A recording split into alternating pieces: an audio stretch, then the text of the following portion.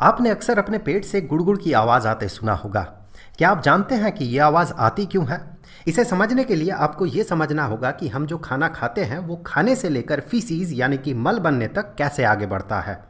हमारा एलिमेंट्री कनाल जिसके अंदर से खाना आगे बढ़ता है और जो एसोफेगस, स्टमक, इंटेस्टीन से मिलकर बना है, वो खाने को आगे बढ़ाने के लिए हमेशा फैलता और सिकुड़ते रहता है और वेव जैसा मोशन बनाता है।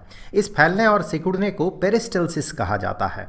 ये पेरिस्टल्सिस हमेशा होते रहता है। इसके कारण गुड़गुड़ की आवाज़ निकलती है। ये हमेशा होते रहता है, पर यह आवाज़ तब ज़्यादा आती है जब पेट खाली होता है। Class 10th